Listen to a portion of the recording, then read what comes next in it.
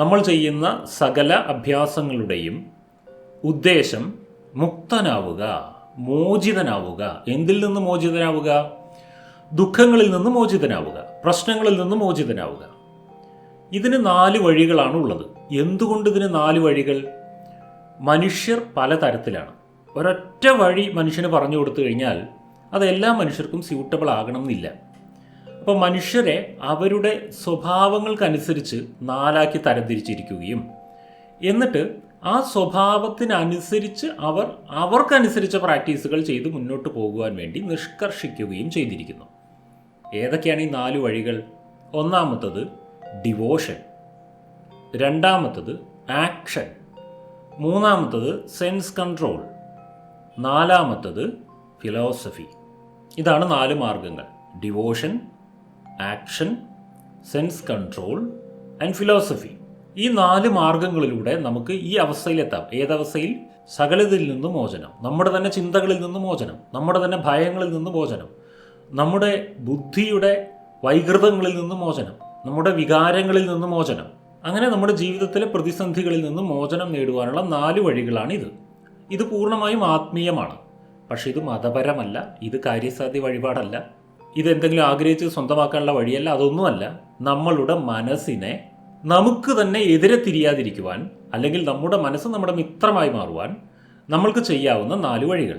ഈ 4 വഴികൾ എന്തുകൊണ്ട് എന്ന് ഞാൻ ആദ്യം പറഞ്ഞു. മനുഷ്യർ പല ടൈപ്പ് ആയതുകൊണ്ട് അതിനെ 4ആയി തരം തിരിച്ചിട്ടാണ് ഈ 4 വഴികൾ നിഷ്കർഷിച്ചിരിക്കുന്നത് എന്ന് പറഞ്ഞു. അപ്പോൾ ഇതിലെ ആദ്യത്തെ വിഭാഗം ആരാന്നറിയോ? ഡിപ്പെൻഡൻസി ഉള്ള വിഭാഗം. ഞാനീ പറയുന്നതിലെ 1 ഒന്നിലധികമോ 4 പ്രാക്ടീസ് ചെയ്യാം കേട്ടോ ഒരാൾക്ക്. നിങ്ങളിതിൽ ഏത് വിഭാഗത്തിൽപ്പെടുന്ന ആളാണെന്ന് ആദ്യം കണ്ടുപിടിക്കുക. എന്നിട്ട് നിങ്ങൾക്ക് പറ്റിയ മാർഗം ചൂസ് ചെയ്യുക. അപ്പോൾ ഒന്നാമത്തെ വിഭാഗം ആരാണ്? ഡിപ്പെൻഡൻസി ഉള്ള ആളുകൾ. ആദ്യം നിങ്ങളത് കണ്ടുപിടിക്കണം. നിങ്ങൾക്ക് എപ്പോഴും ആരിലെങ്കിലും ഡിപ്പെൻഡൻ്റായി നിൽക്കുന്ന ഒരു സ്വഭാവമുണ്ടോ? എപ്പോഴും നമ്മുടെ ഇമോഷൻസ് ഡീൽ ചെയ്യാൻ ഒരാൾ വേണം എന്നുള്ള തോന്നലുണ്ടോ? നിങ്ങളൊരു ആശ്രയത്വം ആഗ്രഹിക്കുന്ന ടൈപ്പ് മൈൻഡുള്ള വ്യക്തിയാണോ? അങ്ങനെയെങ്കിൽ നിങ്ങളുടെ മൈൻഡിനെ ഡിവോഷൻ എന്ന മാർഗത്തിലേക്ക് അതിനെ തിരിച്ചു വിടുക എന്നുള്ളതാണ്. മനുഷ്യർക്ക് അങ്ങനെ ഒരാൾ വേണം. നമ്മൾ പറയുന്നതെല്ലാം കേൾക്കണം, നമ്മളോട് തിരിച്ച് കമൻറ്റുകൾ പറയരുത്, നമ്മളെ ഉപദേശിക്കാൻ വരരുത്, നമുക്ക് പാര വയ്ക്കരുത്, നമ്മൾ പറഞ്ഞ കാര്യം എവിടെയെങ്കിലുമൊക്കെ പോയി പറയരുത്. ഇങ്ങനെ ഒരാളെ കിട്ടുമോ? ഇങ്ങനെ ഒരാളെ കിട്ടുമെങ്കിൽ അയാൾ മതിയല്ലോ, പ്രശ്നം കഴിഞ്ഞു നമുക്ക്. അങ്ങനെ ഒരാളെ പൊതുവെ കിട്ടാൻ ബുദ്ധിമുട്ടുള്ളത് കൊണ്ട് ആ ഒരു സ്ലോട്ട് ഫില്ല് ചെയ്യുന്ന ആളാണ് ഈ ഡിവോഷൻ എന്ന് പറയുന്ന ആ പോയിന്റിൽ ദൈവം. അത് ഏത് ദൈവം എന്നൊന്നും ചോദ്യമില്ല കേട്ടോ. നിങ്ങൾക്ക് ഏത് ദൈവവും സ്വീകരിക്കാം. നിലവിലുള്ള ദൈവമോ ഇനി നിങ്ങളായിട്ടൊരു പുതിയ ദൈവത്തെ ഉണ്ടാക്കിയാലും കുഴപ്പമൊന്നുമില്ല. അവിടെ ഒരു പോയിന്റ് വേണം. എന്താ പോയിന്റ്? നിങ്ങൾക്ക് മനസ്സ് തുറന്ന് സംസാരിക്കുവാനും നിങ്ങളുടെ വിഷമങ്ങൾ ഏൽപ്പിക്കുവാനും ഒരാളുണ്ടെന്ന തോന്നൽ നിങ്ങൾക്കുണ്ടായിരിക്കണം. അതാണ് ഡിവോഷൻ. ഡിവോഷൻ എന്ന പോയിന്റ് നിങ്ങൾ യൂസ് ചെയ്യുകയാണെന്നുണ്ടെങ്കിൽ നിങ്ങൾക്ക് യാതൊരു ആഗ്രഹങ്ങളും ഉണ്ടായിരിക്കുവാൻ പാടില്ല. അതാണ് ഇതിൻ്റെ ഏറ്റവും വലിയ സൂത്രം. നമ്മൾക്ക് നമ്മുടെ മനസ്സിൽ നമ്മുടെ ജീവിതത്തിൻ്റെ ഉത്തരവാദിത്വവുമായി ബന്ധപ്പെട്ടിട്ടുള്ള ആഗ്രഹങ്ങൾ അധികം പ്രവർത്തിക്കരുത്. എന്ത് കാര്യം നമുക്ക് തോന്നുകയാണെന്നുണ്ടെങ്കിലും ഈശ്വരൻ അങ്ങനെയാണ് ആഗ്രഹിക്കുന്നതെങ്കിൽ അങ്ങനെ നടക്കട്ടെ. ആ വാക്ക് കേട്ടിട്ടില്ലേ? എല്ലാം ഈശ്വരഹിതം, എല്ലാം ദൈവഹിതം, ഇൻഷാ അല്ലാ, ഈ വാക്കൊക്കെ കേട്ടിട്ടില്ലേ? ദൈവത്തിൻ്റെ കൃപയുണ്ടെങ്കിൽ അങ്ങനെ സംഭവിക്കും, ഇനി ദൈവത്തിൻ്റെ കൃപയില്ലെങ്കിൽ അങ്ങനെ സംഭവിക്കില്ല. നമ്മളതിൽ പിടിവാശി പിടിക്കുന്നില്ല. ആ ഒരു മാനസികാവസ്ഥയുടെ പേരാണ് ഡിവോഷൻ. ഡിവോഷൻ എന്ന് പറഞ്ഞാൽ എൻ്റെ ജീവിതത്തിൻ്റെ പൂർണ്ണ ഉത്തരവാദിത്വം ഞാനല്ലാത്ത ഒരു വലിയ ശക്തിയുടെ കയ്യിൽ കൊടുത്തിരിക്കുന്നു. ആ ശക്തിയെ നമ്മൾ ഈശ്വരൻ എന്ന് വിളിക്കുന്നു. ഒരു ഡിവോട്ടഡ് ആയിട്ടുള്ള മൈൻഡുള്ള ആൾക്ക് ഇത് പറ്റുള്ളൂ കേട്ടോ. ഒരു നിരീശ്വരനായ വ്യക്തിക്ക് ഇത് പറ്റില്ല. ഞാൻ ആ ടൈപ്പ് ആളുകളോടാണ് പറയുന്നത്. അല്ലാത്തൊരു വേറെ ഓപ്ഷൻ സ്വീകരിച്ചോളൂ. വേറെ ഓപ്ഷനുണ്ട് ഇവിടെ. ഒന്നാമത്തെ ഓപ്ഷൻ ഇതാണ്, ഡിവോഷൻ. എല്ലാ കാര്യവും ഒരു ഉന്നത ശക്തിക്ക് സമർപ്പിച്ച് ജീവിച്ചിരിക്കുന്നു. എല്ലാ കാര്യവും ഒരു ഉന്നത ശക്തിക്ക് ഏൽപ്പിച്ചിരിക്കുന്ന അവസ്ഥ. സ്വന്തമായിട്ട് പിന്നെ തീരുമാനമൊന്നുമില്ല. എനിക്ക് മക്കളുണ്ടാകുന്നില്ല എന്ന് വിചാരിച്ചോ? അപ്പോൾ ദൈവത്തിന് ആഗ്രഹമുണ്ടെങ്കിൽ എനിക്ക് മക്കളെ ഉണ്ടാക്കട്ടെ. ഇനി ദൈവത്തിന് എനിക്ക് മക്കൾ വേണ്ട എന്നാണ് ആഗ്രഹമെങ്കിൽ മക്കൾ വേണ്ട. അങ്ങനെയാണ് ചിന്ത അവിടെ. ദൈവത്തിനാണ് ഫസ്റ്റ് പ്രിഫറൻസ് കൊടുക്കുന്നത്. ദൈവത്തിൻ്റെ ആഗ്രഹത്തിന് ഫസ്റ്റ് പ്രിഫറൻസ് കൊടുത്തിരിക്കുന്നു.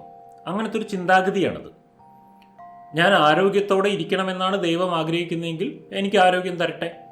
നമ്മൾ നമ്മുടെ ആരോഗ്യത്തിന് വേണ്ടതൊക്കെ ചെയ്യും വേണം. എന്നിട്ടും ആരോഗ്യം പോവാലോ. അല്ല, എന്നെ കിടത്താനാണ് ഈശ്വരൻ്റെ ഉദ്ദേശമെങ്കിൽ കിടപ്പിലാവാം, കുഴപ്പമില്ല, ഞാൻ റെഡിയാണ് അതിന്. ഞാൻ ജീവിച്ചിരിക്കണമെന്നാണ് ഈശ്വരൻ്റെ ഉദ്ദേശമെങ്കിൽ ഈശ്വരൻ ജീവിച്ചിരിപ്പിക്കട്ടെ. ഇനി ഞാൻ മരിച്ചാൽ കൊള്ളാമെന്നാണ് പുള്ളിക്ക് തോന്നുന്നതെങ്കിൽ ഞാൻ മരിക്കാൻ റെഡിയാണ്. ഒന്നിനും എനിക്ക് പ്രശ്നമില്ല. എല്ലാം പുള്ളിയുടെ ആഗ്രഹത്തിന് വിട്ടിരിക്കുന്നൊരവസ്ഥ, പൂർണ്ണ ഡിപ്പെൻഡൻസി. എന്നിട്ട് പ്രവർത്തിച്ചുകൊണ്ടിരിക്കുന്നുണ്ട് കേട്ടോ, ഒന്നും പ്രവർത്തിക്കാതിരിക്കുകയല്ല, അവനവൻ്റെ കാര്യങ്ങളൊക്കെ ചെയ്യുന്നുണ്ട്. പക്ഷെ ഒന്നിൻ്റെ മേലെയും ഞാൻ സ്വയം റെസ്പോൺസിബിലിറ്റി ഏറ്റെടുക്കുന്നില്ല, ഈശ്വരഹിതത്തിന് വിട്ടുകൊടുത്തിരിക്കുന്ന അവസ്ഥ. ഇതാണ് പൂർണ്ണ ഡിപ്പെൻഡൻസി ഉള്ളവരുടെ പൂർണ്ണ ഡിവോട്ടഡ് ആയിട്ടുള്ള മൈൻഡ്. ഇങ്ങനെ ജീവിക്കുകയാണെന്നുണ്ടെങ്കിൽ നിങ്ങൾക്ക് ദുഃഖങ്ങൾ ഉണ്ടാവില്ല. അതാ രസം. നമ്മൾ ഈ പൂന്താനം, കുറൂരമ്മ തുടങ്ങിയവരുടെയൊക്കെ കഥകളിൽ കേട്ടിട്ടില്ലേ? അവർക്കൊന്നും ഒരാഗ്രഹമില്ല, അവർക്ക് ദൈവത്തിൽ നിന്നും ഒന്നും നേടാനില്ല. അവർ വെറുതെ ദൈവത്തിൻ്റെ കൂടെ കളിച്ചു നടക്കണവരാണ്. ഈശ്വരൻ്റെ കൂടെ ജീവിതം മുഴുകിപ്പോയിരിക്കുകയാണ്. കുട്ടികളുണ്ടാവാൻ വേണ്ടി പ്രാർത്ഥിക്കാൻ പോയതാണ് പൂന്താനം. അവിടെ ഗുരുവായൂർ പോയിരുന്നിട്ട് പിന്നീട് വരികൾ എഴുതി, ഉണ്ണികൃഷ്ണൻ മനസ്സിൽ കളിക്കുമ്പോൾ ഉണ്ണികൾ മറ്റു വേണമോ മക്കളായി എന്ന് പറഞ്ഞു. ആവശ്യമില്ലാതെ എനിക്ക് ഉണ്ണി വേണ്ട, അങ്ങനത്തെ ഒരവസ്ഥയെ. അപ്പോൾ എന്ത് ദുഃഖ സംഭവങ്ങൾ ജീവിതത്തിൽ വന്നാലും അത് നിന്റെ ഹിതം അങ്ങനെയാണെങ്കിൽ അങ്ങനെ ആയിക്കോട്ടെ, അതിനിപ്പോൾ എന്താ കുഴപ്പം എന്ന് ചിന്തിക്കുന്നൊരവസ്ഥയിലേക്ക് എത്തും. ഇതിനെയാണ് ശരിക്ക് ഭക്തി എന്ന് പറയുക, ഡിവോഷൻ എന്ന് പറയുക. അല്ലാതെ ഈശ്വരൻ്റെ അടുത്ത് ഇങ്ങനെ കാര്യങ്ങൾ ചോദിച്ച് പാൽപ്പായസം കഴിച്ചിട്ട് കാര്യങ്ങൾ നടത്തിയെടുക്കുന്ന പരിപാടിയല്ല കേട്ടോ. ഇതാണ് ഡിവോഷൻ. എന്തിനോട് നമുക്ക് ഡിവോഷൻ ഉണ്ടോ അതിന് വേണ്ടി ജീവിക്കുന്ന അവസ്ഥയാണ് ഡിവോഷൻ. രാജ്യത്തിനോട് ഡിവോഷൻ ഉള്ളവർ രാജ്യത്തിന് വേണ്ടി ജീവിക്കില്ലേ? അതുപോലെ ദൈവത്തിനോട് ഡിവോഷൻ ഉള്ളവർ ദൈവത്തിന് വേണ്ടി ജീവിക്കാനും മരിക്കാനും ഒക്കെ തയ്യാറായിരിക്കുന്ന ഒരവസ്ഥയിലെത്തും. ഇതാണ് ഒന്നാമത്തെ വിഭാഗം. ഇതാർക്കുള്ളതാണ്? ഡിപ്പെൻഡൻസി ഉള്ള മനസ്സുള്ളവർക്ക് പറ്റിയ പരിപാടിയാണ് ഡിവോഷൻ എന്ന ദുഃഖമോചന മാർഗം. രണ്ടാമത്തെ വിഭാഗമാണ് പ്രവർത്തന നിരതരായിരിക്കുന്ന വിഭാഗം. പ്രത്യേകിച്ചൊന്നും വെറുതെ ഇരിക്കാനൊന്നും പറ്റാത്ത ആൾക്കാർ. കുറച്ചുനേരം ഒന്ന് മെഡിറ്റേഷൻ ചെയ്തിരിക്കുമോ? എനിക്ക് പറ്റില്ല. കുറച്ചുനേരം എന്തെങ്കിലും നാമം ജപിക്കുന്നേ? അയ്യോ എനിക്ക് പറ്റില്ല. എവിടെയും ഒന്ന് ഉറച്ചിരിക്കാൻ പറ്റാത്ത മനുഷ്യർ, സദാ കർമ്മനിരതമായിരിക്കുന്ന മനസ്സും ശരീരവും ഉള്ളവർ. അവർക്ക് എപ്പോഴും പ്രവർത്തിച്ചുകൊണ്ടിരിക്കണം. അവർക്ക് വെറുതെ ഇരുന്ന് ബോറടിക്കും. ആ ടൈപ്പ് കർമ്മനിരതരായിട്ടുള്ള മനുഷ്യർ, അങ്ങനത്തെ ആളുകളെ നിങ്ങൾ പിടിച്ച് മെഡിറ്റേഷൻ ചെയ്യാൻ ഇരുത്തിയിട്ട് കാര്യമൊന്നുമില്ല. അവരോട് ദൈവത്തെ ധ്യാനിച്ചിരിക്കുന്നു പറഞ്ഞിട്ട് കാര്യമൊന്നുമില്ല. അവരെന്ത് ചെയ്യണമെന്നറിയോ? കർമ്മങ്ങളിൽ മുഴുകണം. ആ ടൈപ്പ് ആളുകൾക്ക് പറഞ്ഞിട്ടുള്ള മോചനമാർഗമാണ് ആക്ഷൻ, കർമ്മമാർഗം എന്നാണ് ഇതിനെ പറയുക. അവർ വെറുതെ ഇരിക്കരുത്. അവരെപ്പോഴും തൻ്റെ കർമ്മങ്ങളിൽ മുഴുകിക്കൊണ്ടേയിരിക്കുക. അവരുടെ മഹാവാക്യം എന്താണെന്നറിയോ? അവരുടെ മനസ്സിൽ എപ്പോഴും മുഴങ്ങേണ്ട മഹാവാക്യം എന്താണെന്നറിയോ? Work is worship. അതായിരിക്കണം അവരുടെ മഹാവാക്യം. വർക്ക് ഈസ് വർഷിപ്പ് എന്നുള്ളതാണ്. എൻ്റെ പ്രവൃത്തി തന്നെയാണ് എൻ്റെ ആരാധന. ഞാൻ ചെയ്യേണ്ട കാര്യങ്ങളെല്ലാം മര്യാദയ്ക്ക് ചെയ്യുക എന്നുള്ളതാണ് ഞാൻ ചെയ്യുന്ന ഡിവോഷൻ. എനിക്ക് വേറെ ഡിവോഷനൊന്നും ആവശ്യമില്ല. കർമ്മമാർഗമാണ്. അവരുടെ മറ്റൊരു സ്ലോഗനാണ് മാനവസേവ മാധവസേവ. മനുഷ്യരുടെ കാര്യങ്ങൾ, മനുഷ്യർക്ക് വേണ്ട കാര്യങ്ങൾ ചെയ്തുകൊണ്ടിരിക്കുന്നത് ഈശ്വരന് വേണ്ട കാര്യങ്ങൾ ചെയ്യുന്നതിന് തുല്യമാണ് എന്ന മനോഭാവം. അവർ കർമ്മത്തിൽ മുഴുകിക്കൊണ്ടേയിരിക്കുക. ഈ കൂട്ടരെ പിടിച്ച് കർമ്മം ചെയ്യാതെ ഒരിടത്ത് ഇരുത്തിയിട്ടുള്ള പരിപാടികൾ ചെയ്യാൻ പറ്റില്ല. അവർക്ക് വളരെ ബുദ്ധിമുട്ടുണ്ടാകും അത്. അവരതുകൊണ്ട് പ്രവൃത്തികളിൽ മുഴുകുക. പ്രവൃത്തികളിൽ മുഴുകുമ്പോൾ ഒരു കാര്യം ശ്രദ്ധിക്കണം, നല്ല പ്രവൃത്തികളിൽ മുഴുകുക. ഈ നല്ല പ്രവൃത്തികളിൽ മുഴുകിയാൽ എന്താ ഗുണം? നല്ല പ്രവൃത്തികളിൽ മുഴുകിയാൽ നമുക്ക് നല്ലതുണ്ടാവും, അങ്ങനെയാണോ? അങ്ങനെയൊന്നുമില്ല. കർമ്മം ചെയ്യാനേ നിനക്ക് അധികാരമുള്ളൂ. അതിൻ്റെ ഫലം എന്തായിരിക്കുന്നു നീ തീരുമാനിക്കേണ്ട. അത് നീ തീരുമാനിക്കുന്ന പോലെ ആകണമെന്നില്ല. അതാണ് കർമ്മ യോഗത്തിൻ്റെ ഏറ്റവും പ്രധാനപ്പെട്ട സൂത്രവാക്യം. നല്ല പ്രവൃത്തി ചെയ്താൽ നല്ലത് തിരിച്ചു കിട്ടും എന്നുള്ളത് ആരെഴുതിണ്ടാക്കിയത് എനിക്കറിയില്ല. നല്ലത് ചെയ്താൽ നല്ലത് കിട്ടുന്ന ഈ ലോകത്തിൽ ജീവിച്ച് മരിച്ചു പോയവരാരും പ്രൂവ് ചെയ്തിട്ടില്ല. ഇവിടെ നല്ലത് ചെയ്താലും മോശം ചെയ്താലും കിട്ടേണ്ടതൊക്കെ കിട്ടും. മനസ്സിലാവുന്നുണ്ടോ? ഇവിടെ നല്ലത് മാത്രം ചെയ്ത, നല്ലത് മാത്രം എന്ന് പറയണ്ട, പരമാവധി നല്ലത് ചെയ്ത പല മഹാന്മാരുടെയും ചരിത്രങ്ങൾ നിങ്ങളൊന്നെടുത്ത് പരിശോധിച്ച് നോക്കുക. അവർക്ക് വളരെ ദയനീയമായ അനുഭവങ്ങൾ ജീവിതത്തിൽ ഉണ്ടായിട്ടുണ്ട്. നല്ലത് ചെയ്താൽ നല്ലതേ കിട്ടൂ എന്നുള്ളത് തെറ്റായ പ്രയോഗമാണ്. നിങ്ങൾ നല്ലത് ചെയ്താലും നിങ്ങൾ മോശം ചെയ്താലും ഇവിടെ കിട്ടേണ്ടതൊക്കെ കിട്ടും. പിന്നെ നല്ലത് ചെയ്തിട്ട് എന്താ ഗുണം? ഒരു ഗുണമില്ല.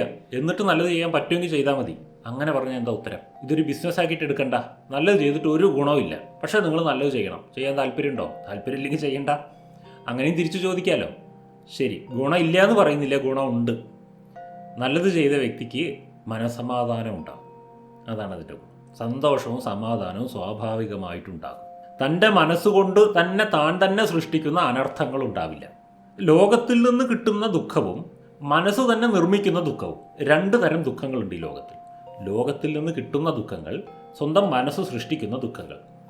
ഇതിൽ ഈ നല്ലത് ചെയ്യുന്ന വ്യക്തിക്ക് ചിന്തകളും നല്ലതായിരിക്കുന്നത് കാരണത്താൽ ആ വ്യക്തിക്ക് ലോകത്തുനിന്ന് കിട്ടുന്ന ദുഃഖങ്ങൾ ഉണ്ടാവുമായിരിക്കും. ദാരിദ്ര്യം, ദുഃഖം, രോഗം, അതിൻ്റെ ദുഃഖം, അപകടം, അതിൻ്റെ ദുഃഖം, ഇതൊക്കെ ഉണ്ടാവുമായിരിക്കും. പക്ഷെ സ്വന്തം മനസ്സ് സൃഷ്ടിക്കുന്ന ദുഃഖം അനുഭവിക്കേണ്ടി വരില്ല. അപ്പോൾ പകുതി ശതമാനം ദുഃഖത്തിൽ നിന്ന് ആ വ്യക്തി രക്ഷപ്പെടും. അതാണ് അതിൻ്റെ ഒരു ഗുണം. അത് മനസ്സിലാക്കിയിട്ട് നല്ല പ്രവൃത്തികൾ ചെയ്യുക. നല്ല പ്രവൃത്തികൾ ചെയ്താൽ നല്ല അനുഭവങ്ങൾ മാത്രമേ ഇവിടെ നിന്നുണ്ടാകൂ എന്നൊന്നും പ്രതീക്ഷിക്കാതെ തന്നെ അതിൻ്റെ കർമ്മത്തിൻ്റെ ഫലത്തെക്കുറിച്ച് ബോധേഡാകാതെ നല്ല പ്രവൃത്തികളിൽ മുഴുകുക.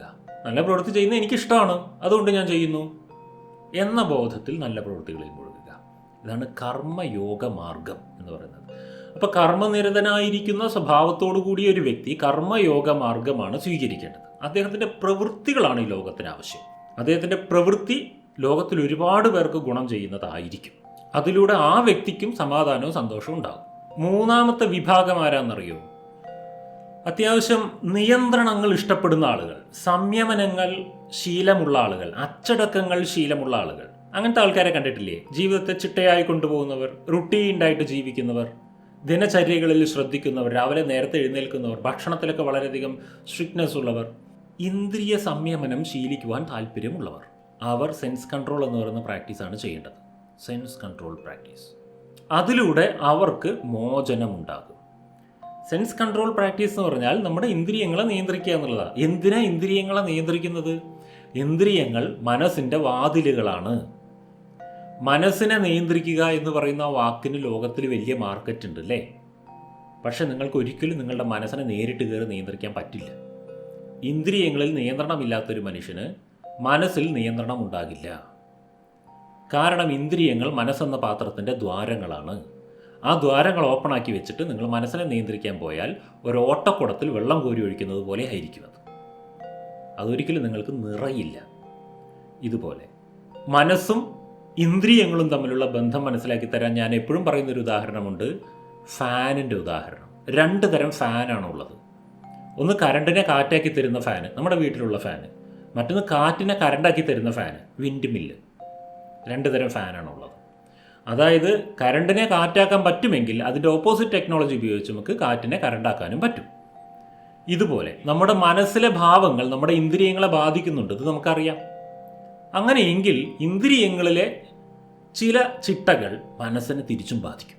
നമുക്ക് ദുഃഖമുണ്ടായ ദിവസം നമ്മൾ ഭക്ഷണം കഴിക്കാതെ ഇരിക്കാറുണ്ട് പൊതുവെ.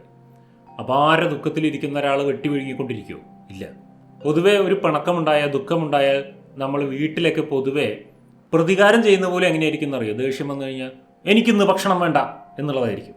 മനസ്സിൻ്റെ മൂഡ് പോയാൽ ഭക്ഷണം വേണ്ട എന്ന് തീരുമാനമെടുക്കും. പട്ടിണി കിടക്കലൊക്കെ തീരുമാനിക്കും. അതുപോലെ തന്നെ നമുക്ക് വലിയ സന്തോഷം ഉണ്ടാകുന്ന ദിവസങ്ങളിൽ നമ്മൾ നേരത്തെ കഴിക്കും, കൂടുതൽ കഴിക്കും. കല്യാണ ദിവസം, പിറന്നാൾ ദിവസമൊക്കെ ടൈമൊന്നും നോക്കുന്നില്ല, നേരത്തെ കഴിക്കാൻ തുടങ്ങിയിട്ടുണ്ട്. അപ്പം നമ്മളുടെ മനസ്സിലെ ഭാവമാറ്റങ്ങൾ നമ്മുടെ ഇന്ദ്രിയങ്ങളിൽ ശക്തമായിട്ട് പ്രതിഫലിക്കുന്നുണ്ട്. നമ്മൾ വളരെയധികം ഡിപ്രസ്ഡ് ആയിരുന്നു കഴിഞ്ഞാൽ നമ്മുടെ ശരീരത്തിൻ്റെ മൂവ്മെൻറ്റ്സിൻ്റെ അളവ് കുറയും. നമ്മളൊരിടത്ത് കിടക്കാൻ ഇഷ്ടപ്പെടും.